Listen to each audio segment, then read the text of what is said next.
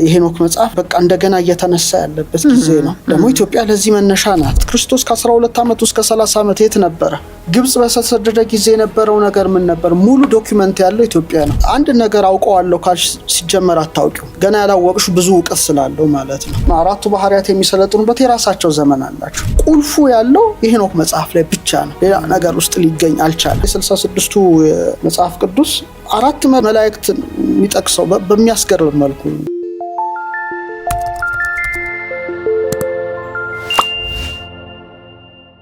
ከክርስቶስ ልደት በኋላ የተጻፈ ነው ላሉት እና ነገሩን ላዛቡት መልስ የሆነ ነው። ምክንያቱም ካርበን 14 ተጠቀሙ። የአረማይኩን ሲጠቀሙ ከክርስቶስ ልደት አስቀድሞ የተጻፈ እንደሆነ አረጋገጡት። ስለዚህ ኢትዮጵያውያን ሆን ብለው ያደረጉት ነገር አይደለም። መጽሐፉ ከክርስቶስ ልደት በፊት የነበረ መሆኑ ታወቀ። ምክንያቱም ይሄን ያሉበት ምክንያት ስለ መሲሁ ትንቢት ይናገራል። ስለዚህ ይሄን ነገር ስለ መሲሁ ትንቢቱ በጎላ በተረዳ ነገር በኋላ የተጨመረ ነው ለሚሉት ሁሉ መልስ የሰጠ ነበረ የካርበን 14 ጥናት ማለት ነው። ሌላው በዋሻ ውስጥ የተገኙት ወደ 4 ክፍሎች አሉ፣ ፍራግመንትስ ቢሆኑ። አንደኛው ስለ ኔፍሊሞች በኋላ እናነሳው እንችላለን። አሁን ዓለም ትንሽ ግራ ስለገባው እነሱ ስላስተማሯቸው ነገሮችም ይዟል። በጣም አሁን ቴክ የምታያቸው ቴክኖሎጂ የምታያቸው ነገሮች በዛን ዘመን ለክፉ ፐርፐስ ተጠቅመው አሁን ኒኩለር እንደተሰራው ባዩ ለክፉ ነገሮችም ለጦር ለምን ለዝሙት ፐርፐስ የሚሆኑ ለጣዖት አምልኮ የሚሆኑ ነገሮችን አሳይተዋል የወደቁት። ስለዛ ነገር ይዛል። ሌላው ስለ ብርሃናቱም ጭምር ይሄ አረማይኩ ይዟል። ማለት ፀሐይ፣ ጨረቃ፣ ከዋክብት ምናምን ያለውን ጉዞ ስለ ህልም ስለ ራእይ አለ እዛ ላይና ስለ ሄኖክ ስላቀረበው ነገር በተወሰነ መልኩ ይዟል። ግን የኢትዮጵያው ደግሞ ምሳሌ ያዘውን ደግሞ አልያዘም ይሄ መጽሐፍ። ስለዚህ ሙሉ ኮፒ የኢትዮጵያው ነው። ሙሉውን ይዟል፣ አጠናክሮ ይዟል። የአረማይኩ ቅጂ የተወሰነ ክፍል ነው። ሌላው ትንሽ ለየት የሚለው በዚህም እኔ የተሳተፍኩበት አንድ ደስ የሚለኝ ነገር መጽሐፈ ኔፍሊም የሚል ተገኝቷል። ዘ ቡክ ኦፍ ጃይንትስ የግዙፋኑ መጽሐፍ የሚል ይሄ ግዙፋኑ መጽሐፍ በእኛ አላገኘ ነው። ግን ምንድን ነው መሰለሽ እነዚህ አስፈሪዎቹ ኔፍሊም የተባሉት የተዳቀሉት እና የተወለዱት እና ሀያ ይላቸዋል ምናምን ይላቸዋል ከሄኖክ ጋር ያደረጉትን ንግግር የያዘ መጽሐፍ ነው። ይሄ ቅጂው በአረማይክ ነው የተገኘው ዴድ ሲ ስክሮልስ ላይ። ስለዚህ ይሄ መጽሐፍ አክሰስ መደረግ ስለነበረበት እኔና ዶክተር ጌትነት ፈለቀ አንድሮሜዳ ቁጥር 2 መጽሐፍን ስናዘጋጅ ሙሉን ወደ አማርኛ ተርጉመነዋል። በጣም አስገራሚ ነው። እነዚህ ግዙፋኖች ራእይ ያሉ ራእዩ ደግሞ በጣም አስፈሪ ጥፋቷ እንደሚመጣ ነበረ። ኔፍሊሞች ራሳቸውን ችለን እናነሳለን። ግን ምንድነው ይሄ ዴድ ሲ ስክሮል የአረማይኩ ቅጂ እናኛ ወደ አማርኛ ቋንቋ ተርጉመን መጽሐፍ ውስጥ ያካተት ነው። የሰሩት ስራ አለ፣ በኋላ ትንሽ እናነሳዋለን። ኢቭን ዲኤንኤ ማኒፑሌት ማድረግ ጀምረዋል። ትልቁ ነገር አሁንም የመጣ ያለው ዲኤንኤ ማቀየር ማዛባት በጣም አደገኛ ነገር ነው። አንዱ የአንዱን ክሮሞዞም ወደ አንዱ መለዋወጥ እና ሌላ ፍጥረት ማምጣት ሃይብሪድ ማድረግ ማለት ነው። ማዳቀል በጣም አደገኛ ነገር ነው። ከተፈጥሮ ስርዓት ውጪ አጠቃላይ ከተፈጥሮ ስርዓት ውጪ አሁንም እንደዚህ እየተጠቀሱ የመጡት ነገሮች ተገለጹ የሚባሉት ነገሮች ሬፕቲሊያንስ ምንትስ የሚባሉት ነገሮች ይሄን ነገር ካላወቅሽ ልታውቂው አትችይ ምን እንደሆነ። ለዛ ነው ግራ የሚያጋባው። ስለዚህ በቃ ቁልፉ ያለው የሄኖክ መጽሐፍ ላይ ብቻ ነው። ሌላ ነገር ውስጥ ሊገኝ አልቻለም። ስለዚህ ነው በጣም ወሳኝ ነገሮችና ከዛ ሄኖክን ያገኙታል። ከሄኖክ ጋር የተነጋገሩትን ንግግርና ያ ፍርድ እንደማይቀር የያዘ መጽሐፍ ነው። አይ ቲንክ አንድሮሜዳ 2 ላይ ስላለ አንባቢዎች ማንበብ ይችላሉና በአጠቃላይ በዚህ ወቅት በተለይ ጄምስ ብሩስ የተነሳበት ጊዜ ነው። በተለያዩ ፖድካስቶች ታዋቂ ፖድካስቶች ናቸው ደግሞ አሜሪካ ሀገር በሚሊየንስ የሚታዩ ናቸውና የሄኖክ መጽሐፍ በቃ እንደገና እየተነሳ ያለበት ጊዜ ነው። ደግሞ ኢትዮጵያ ለዚህ መነሻ ናት፣ ክብር የሚገባት። አንድ ሪሰርቸር፣ አንድ ሳይንቲስት፣ አንድ ፊሎሎጂስት ይሄን ነገር ሲተነትን የኢትዮጵያ የሄኖክ መጽሐፍ ሲልኮ እንደ ሀገር ኩራት እኮ ነው። ብናቀው ይሄንን ዕውቀት ብንመነዝረው እንደ ኢትዮጵያ ልክ እንደ አድዋ የዚህ ታላቅ መጽሐፍ ያድዋ ድል ዓለም ጥቁሮች ሁሉ ድል አይደለ እንዴ? አንቺም ድል ነው የኔም ድል ነው። የሄኖክ መጽሐፍ ኢትዮጵያ ይሄን ሴክሬት ለዚህ ለሺዎች ዓመታት ጠብቃ ቆይታ ዓለም ከኢትዮጵያ አግኝቶ ምርምሩን እንደገና ሲያነሳኮ ትልቅ ክብር ነው። ስለዚህ እኛ በትላንትና በነገ መካከል ያለን ዛሬ ነንና ትላንታችንን የቀደሰ ዛሬነታችንን ያረጋገጠ ለነገ ደግሞ ትልም እንድንተልም የሚያደርግ ነው ብዬ አምናለሁ። ሄኖክ በጣም ብዙ ዘርፈ ብዙ ነገር ነው። እንደ አንድ ነገር እንደምናየው አይደለም። በጣም ጥልቅ ነገር ነው። ሰፊ ነገር ነው። እኛ ስለ ሄኖክ በብዙ መልኩ ትምህርቱ ይሰጣል ኢትዮጵያ ላይ። እኔ አሁን ትልቁን ታሳቤ ኦኬ ሊቃውንት አወቅን እንበል፣ ተረዳ ነው እንበል፣ እኛ ኢንተርቴን አደረግነው እንበል። ሌላውስ አንቺ የተደሰትሽበትን ደስታ ኦር አንቺ ያገኘሽውን ዕውቀት ለሌላው ማካፈል እንዳለብሽ የሆነ ቦታ ላይ ይሰማሻል። ያ ነው ትንሽ ችግር የሚፈጥረው እንጂ እንደተማረ ሰው እንዳወቀ ሰው ለአንቺ ካወቅሹ በቂሽ ነው። ራስሽን ሺልድ ታገኛለሽ። ሌላውስ የሚል ደግሞ ጭንቅላትሽ ይደውላል።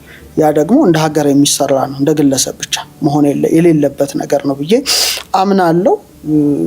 ጥረቶች ተጀምረዋል። እኔም ማስባቸው ነገሮች አሉ። በተለይ ከዚህ ዕውቀት ጋር ተያይዞ ትልቅ አንድ ሪሰርች ሴንተር እንደው ቢኖረን፣ የምርምር ተቋም ቢኖረን ብዙ ስራዎች መስራት የምንችልበት ወርቃማ ጊዜ ነው።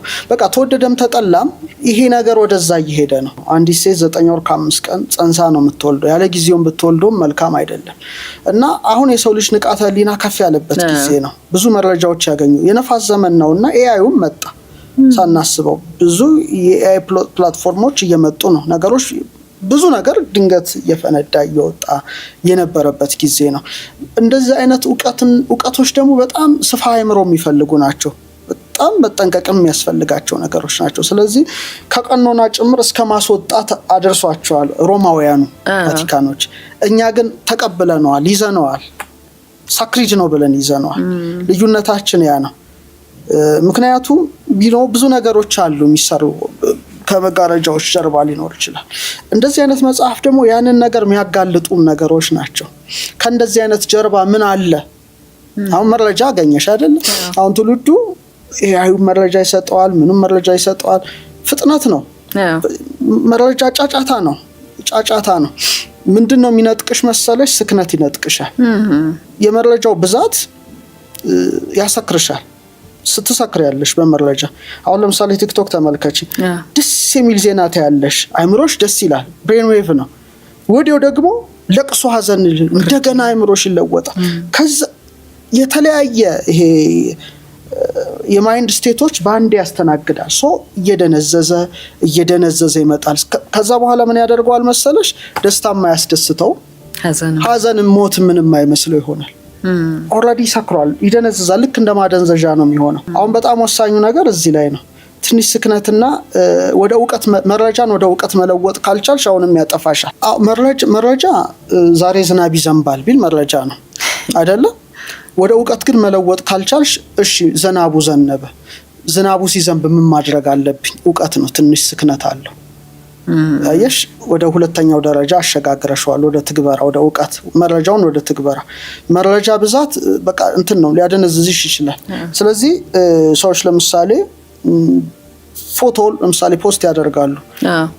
የውስጣቸው ድሬን ሆኗል። ኦልሬዲ ስለደረቀ መረጃው አድርቆታል። በጣም ይመጣል እኮ ስለተመጠጠ ላይክ ካላገኙ ይበሳጫሉ። ለራሳቸው ሳይሆን ለሰው ነው የሚኖሩት። ምትፈልጊው ከውጭ እንጂ ከውስጥሽ ምትፈልጊው ነገር የለም። እንቁላል ከውጭ ስትመቹ ይሞታል፣ ከውስጥ ሲወጣ ግን ህይወት አለው። አሁን መረጃው ብዛት ምን ያደርግሻል ማለት ነው? ከውስጥ እንዳታወጪ ያደርግሻል። ይግትሻል መረጃ። ትዕግስትም ስለማይኖርሽ አንድን ዜና ድሮ መጽሐፍ ማንበብ አትችይም። አይምሮሽ በቃ ኦልሬዲ ሲስተም ስለሆነ ተቆልፏል። 3 ገጽ ማንበብ አትችይም። ኢቭን አሁን የ3 ደቂቃ ኒውስ ወደ 1 ደቂቃ እየሄደ ነው። እና ነገሮቹ አሁንም ቢሆን የመረጃው ብዛት በጣም እንደዚህ አይነት ነገሮች በጣም ምስጢራዊ የሆኑ ነገሮችን ጠንቅቀን ካላወቅን ከውስጣችን ጋር ካላመላለስን በስተቀር አሁንም ሊያጠፉን ይችላሉ። ንቃተ ህሊና በሌለበት ጊዜ አስብ እንኳን ንቃት ባደገበት ደረጃ መረጃ በበዛበት ደረጃ መረጃ በሌለበት ዘመንና መረጃ ባለበት ዘመን ድሮ ተጻፈ አሁን ግን ባይናችን የምናየው ነው ነገሮችን ሁሉ ስለዚህ እንደኔ ምልከታ ዓለሙ የደበቀበት የራሱ ምክንያት አለው የሚገልጽበትም የራሱ ምክንያት አለው እኛ ግን ከመረጃው ጀርባ ያለውን ነገር ማወቅ ከቻልሽ ነው አንቺ አዋቂ መጥቶኝ ሚቆም አይደለም እስከ ለተምጽ አንድ ነገር አውቀዋለሁ ካልሽ ሲጀመር አታውቂው ገና ያላወቅሽ ብዙ ዕውቀት ስላለው ማለት ነው እኛ አውቀነዋል ማለት ለብዙ ዘመን ለሺህ ዘመን ስናነበው ስንተረጉሞ ስናሰላስለው ኖረናል ዓለሙ ግን ከ1970 ጀምሮ ነው የወሰደው አሁን ደግሞ ነገሮች በጣም እየተራቀቁ ለምሳሌ አንድ እንትን አርጌ አንድ ምሳሌ ባነሳ ምናልባት ብዙ ፖድካስቶች የምትከታተይ ከሆነ በተለይ ውጪዎቹን ብዙ ያለው ብዙ የኢትዮጵያው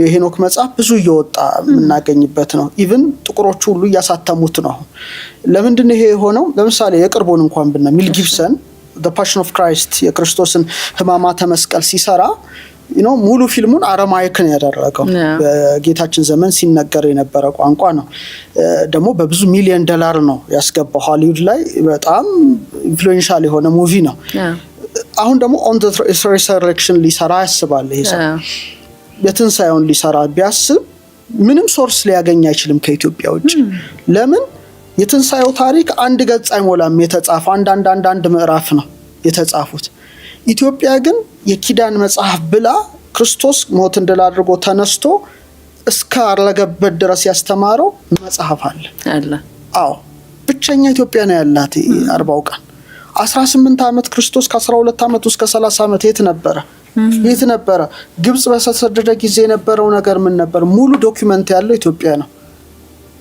ከአብጋር ጋር ከሶሪያው አብጋር ጋር ደብዳቤ ተጻጽፏል ሙሉ ደብዳቤው ያለው በእኛ ሰነድ ነው ስለዚህ የግዴታ ነው ሶ ኤለን መስክ ግሮኬአዩ አድቫንስድ የሆነ ግሮኬአዩ አናሊሲስ ሲሰራ ያወጣው ይሄ ነው በቃ ኢትዮጵያ ካኖን ነው ትክክለኛው ብሎ ነው ያወጣው ስለዚህ ሄኖክ ጉዳይ በጣም ወሳኝ ነው ጀምስ ብሩስን ተሻክሮ እዚህ ደርሷል አሁን ደግሞ ወዴት እንደሚሻገር አናቀም ሚለው ነው ሐሳቤ ብዙ ጊዜ በዚህ እንትን አራቱ ባህሪያት የሚሰለጥኑበት የራሳቸው ዘመን አላቸው አሁን ነፋስ ከሆነ ነፋስን መመከት የሚችል መሬት ነው ይባላል ሶ ትንሽ ግራውንድ ማድረግ ያስፈልጋል ዛስዋይ ብዙ ጊዜ አንዳንድ ፖድካስቶች ላይ የምናገረው ምን በባዶ እግር መሄድ እንልመድ አይነት አባባል እላለሁ ለምን አሁን ይሄ መቅረጻ ድምጽ ካንቺ ጋር እንትን ይያልኩበት ነው ካሜራዎች አሉ ሞባይል አለ ላፕቶፖች አሉ ምናም ሁሉ ፕሮቶን ነው የሚረጨው ንፋስ ነው የነፋስ ዘመን እነዚህ የሰጠን ቴኩ መጣ ሃይቴክ ናቸው ፕሮቶን ደግሞ ውስጥ የገባ ማለት ነምበር ኦፍ ፕሮቶን እና ኤሌክትሮን ባላንስ ሲሆን ነው ጤነኛ መሆነው ፕሮቶን እና ኤሌክትሮን በአምባላንስ ከሆነ በሽተኛ ነው መሆነው ድካም ይሰማኛል ስልቹ ሆናለው ጭጋግ ነው ሁሌ ሶ ፕሮቶን ገብቷል ማለት ነፋስ ነው የነፋስ ዘመን ነው እግዚአብሔር ደግሞ መሬትን ሲፈጥራት ፍሪ ኤሌክትሮን ነው የሰጣት ስለዚህ ቢያንስ ለ10 ደቂቃ በባዶ እግሬ መሄድ አለብኝ ጤናዬን ለመጠበቅ ስል ሆስፒታል ላለመሄድ ስል እድሜን ለማርዘም ስል ቢያንስ እሺ ግንኙነትሽ ከምን ጋር ሆነ ማለት ነው ከመሬት ጋር ሆነ ማለት ነው ሶ መሬት ጽናት ነው ትንሽ በጣም ስፒድ ሲሆን ወንደ ማዕበል ስለሆነ ሰው ሽብሎ ነው አንዴ የሚሄደው ትንሽ ጥብቀት ካለሽ አብሮሽ ነው ንፋሱ መረጃው ጠርጎሽ ሶ አሁን ለምሳሌ ኤአይ ሜሽ ተመልከች በኤአይ የሚሰሩ ቪዲዮዎችና በኖርማል የሚሰሩ ቪዲዮዎች መለየት እስኪያቀትሽ ያጣንበት ነው በቃ መረጃው ጠርጎሽ ይጥልሻል በቃ መታየውን ሁሉ አታኝም አሁን ካመንሽ ነው ጥፋተኛው መጥቶኝ ተሳሳቱ ኢሜጆች ይመጣሉ ቪዲዮዎች ይመጣሉ ድምጽ ማስመሰሎች ይመጣ ነፋስ ነው ሶ ለነፋስ መድኃኒቱ መሬት ነው ግራውንድ ማድረግ ቶሎ ሪስፖንድ አለማድረግ ትንሽ ማብላላት ምሰሚውን ትንሽ ወደ ውስጥ ከተሽ ዳይጀስት ማድረግ ዘመኑ ከመጣ አንቺ እንን እንዴት ባላንስ አድርጌ እኖራለሁ የሚለው ያንቺ ነው ትንሽ ወደ ውስጥ ማስገባት መረጃው ወደ ውስጥ ትንሽ ደቂቃ ማላ ኔፍሊሞችን ያነሳው ሄኖክ ነው ስለ ሄኖክ ያው የአዳም 7ኛ ትውልድ ነው ብያለሁ አባቱ ያሬድ ነው እናቱ ባረካ ትባላለች በምድር ካሉ ሰዎች ይልቅ መጽሐፍ ጥበብን ተማረ ነው የሚለው ራሱ ኩፋሌ ላይ ይጠቅሰዋልና በጣም የሚገርመው ስለ መላእክት አንስቷል አሁን ለምሳሌ 66ቱ መጽሐፍ ቅዱስ አራት መላእክት የሚጠቅሰው በሚያስገርም መልኩ እንግዲህ ኪሩቤል፣ ሱራፌል፣ ሚካኤል፣ ገብርኤል ከዛ ውጪ የሚያውቀው የለም። በስም በቁጥር ነው እንጂ የሚገልጽልሽ በስም አያውቅም። የሄኖክ መጽሐፍ በብቸኝነት ስለነዚህ ሴሌስቲያል ሰማያዊ አካላት የጻፈ እሱ ነው። ለምሳሌ ኡራኤል ይለዋል፣ በመብረቅና በነጎድጓድ ላይ የተሾመ ነው ይላል። ኡራ ማለት ብርሃን ነው፣ ኤል እግዚአብሔር ነው፣ እግዚአብሔር ብርሃን ማለት ነው። ቀጥሎ ደግሞ ይጠቅስና ሩፋኤል ይለዋል። አሁን ወደ እነዚህ ከመምጣቴ በፊት ነው ረቂቃን ነገር ያነሳው እሱ ነው። በሰዎች ነፍሳት ላይ የተሾመ ነው ይላል። ሩፋ ማለት ሐኪም ማለት ነው፣ እግዚአብሔር ሐኪሜ ነው ማለት ነው። ቀጥሎ ራጉኤል ያነሳል፣ ስለ ዓለም ስለ ብርሃናት የሚበቀል ነው ብሎ ያነሳል። ራጉ ማለት አርክ ወዳጅ ማለት ነው። ኤል ማለት እግዚአብሔር ማለት ነው፣ እግዚአብሔር ወዳጅ እንደማለት ነው። ቀጥሎ ሚካኤልን ያነሳል፣ ለህዝቡ ባለው በጎነት ላይ ለህዝቡ ታዛዥ ነው ይለዋል። ሚካኤል ማለት ሚ ማለት ማን ማለት ነው። ካ ማለት እንደ ማለት ነው። ኤል ማለት እግዚአብሔር ማን እንደ እግዚአብሔር ማለት ነው። እነዚህ የጠቀሳቸው ናቸው። ወደ እነዛ ከመምጣቴ በፊት ቢያንስ ቅዱሶቹን ልጥቀስ ብዬ ነው። ገብርኤልንም ያነሳዋል፣ በገነት በኪሩቤል ላይ የተሾመ ነው ይላል።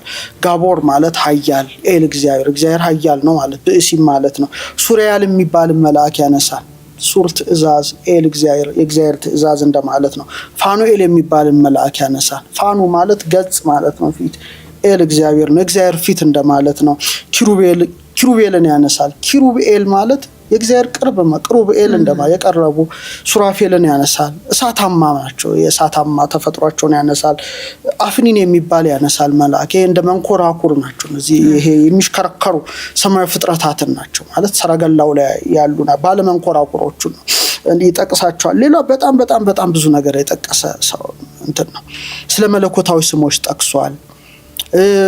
ስለ ፀሐይ፣ ጨረቃ፣ ከዋክብት፣ ስለ ነፋሳት ጠቅሷል። በተለይ ደግሞ አስገራሚ ነገር ስለ ኔፍሊም ጉዳይ ያነሳ በዝርዝር ያነሳ እሱ ብቻ ነው።